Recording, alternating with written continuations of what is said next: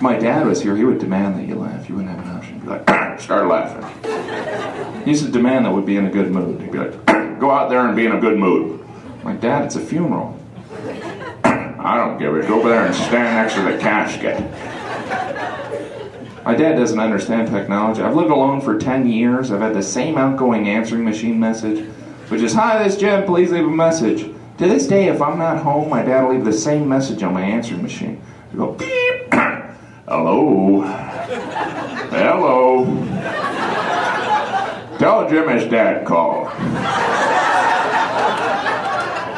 Who's he talking to? Yeah, Dad, my answering machine told me he called. I would have called earlier, but the toaster told me I was hungry.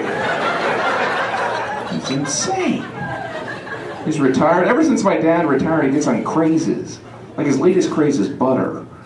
I'm not making this up. I was talking. He's like, Jim, I've just had the best butter of my life. I'm like, Dad, you need something to do. Because butter's not that important.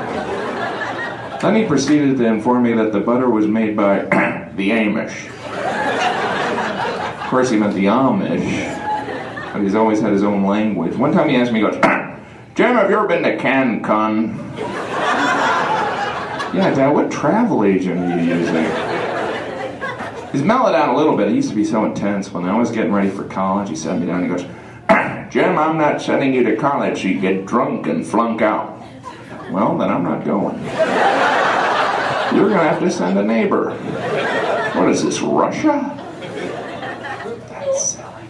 He will treat you to things, my dad, but not necessarily things you want. He'll be like, tomorrow we're getting up at 5 a.m., sitting in a boat for 12 hours till your head turns a bright beet red. Happy birthday. He always wants to suggest things for my act. So every now and then he'll call me over there. Jim, here's a really cute story for your act.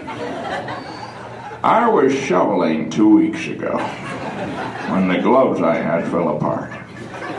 So I call up those bastards at Sears. Just then, call waiting breaks in. It's your brother.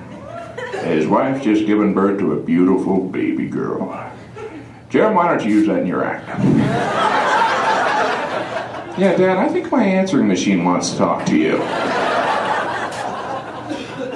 He wants to come to New York. My dad's never been to New York. I could just see him dealing with some Egyptian cab driver. Okay, Mohammed. I don't speak hieroglyphics. Let's go to the Empire State Building, you bastard.